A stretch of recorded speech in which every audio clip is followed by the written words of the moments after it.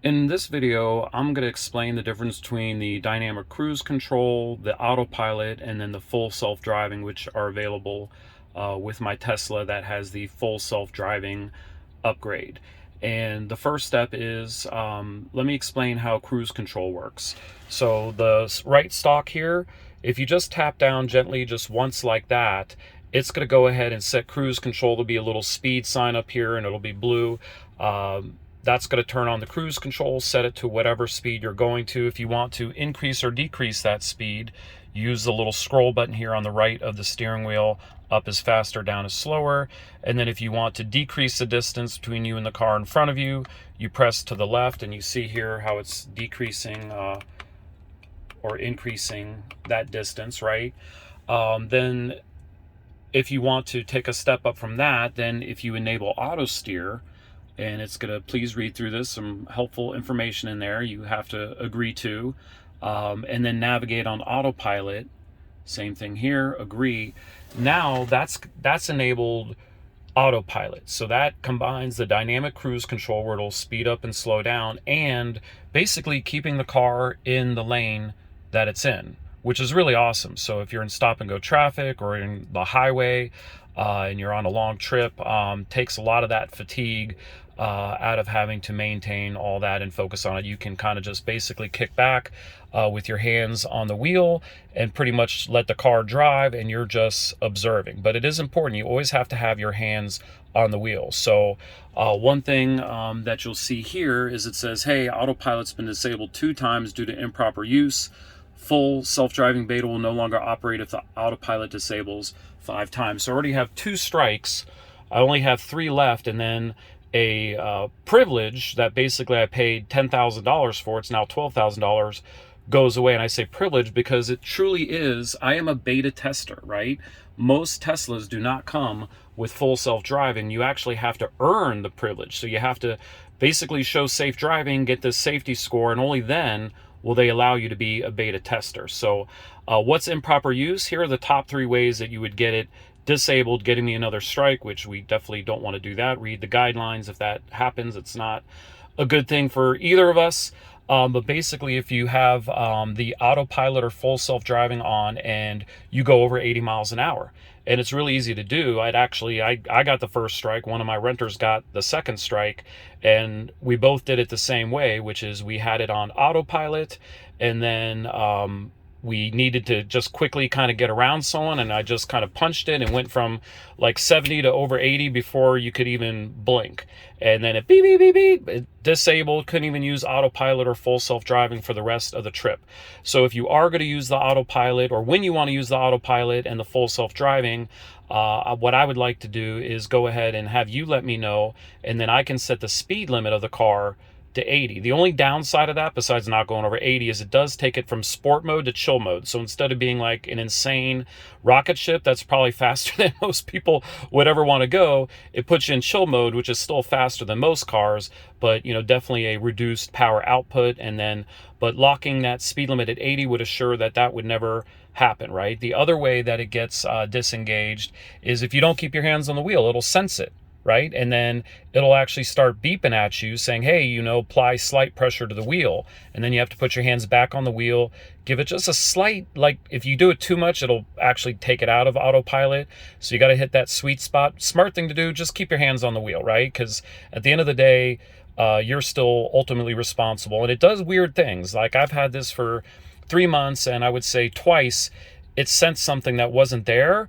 And then, very quickly, did a lane change maneuver and scared the crap out of me. I'm sorry, I shouldn't say that in a video, but it was scary.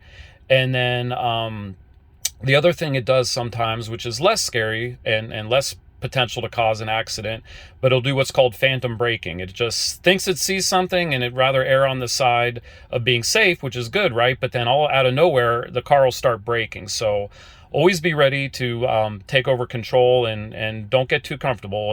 It's amazing technology, but don't trust it, right? You always have to be paying attention.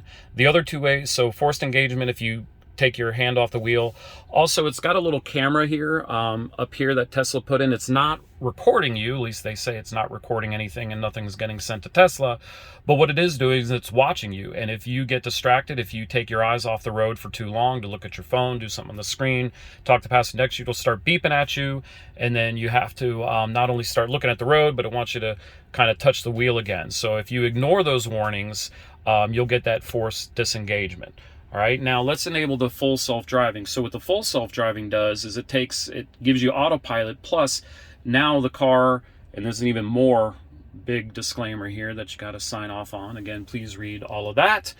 And now basically the car will take you door to door. So literally I could put in, another address, and it'll start right now, and it'll start heading to that address, and it'll do everything. It'll go through intersections. It'll do all the lane changes. It's pretty amazing stuff. It's scary sometimes. You're like, is the car gonna stop? Does it? I'll show you here, but once I start driving, so let me actually just put it in drive. Now it's giving you, this is called the visualization. So you know what it can see.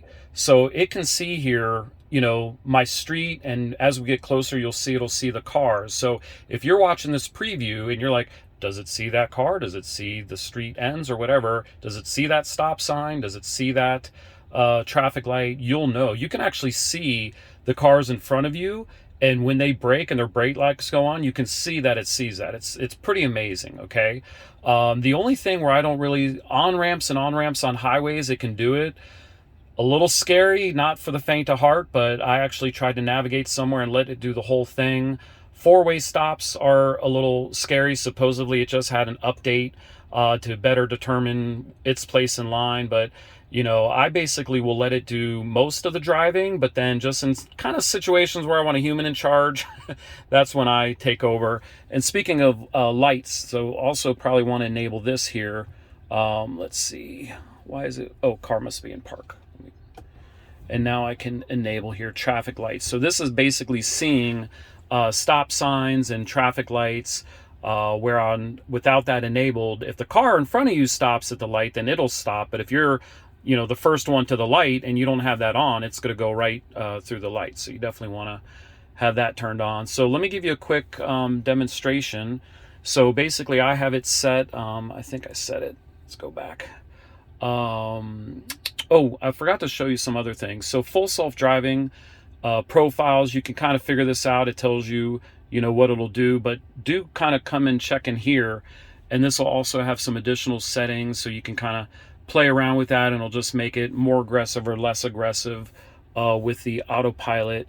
And then I wanted to show that, yeah, I set it to auto navigate on autopilot. So the way it'll work is you can either speak to it, or I'll just pick a destination that I went to before, and you're seeing here that it's thinking, and then when this goes blue here, you're ready to navigate on autopilot. So let me give you a brief little preview here. So put my foot on the brake, shift it into drive, and now if I just double, so you go down one time for cruise control, and then you go down twice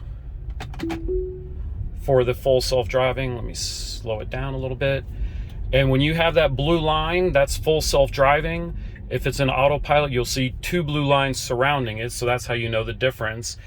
It literally just put the signal on, stopped here. It's looking, there's a busy little intersection, doesn't see anyone.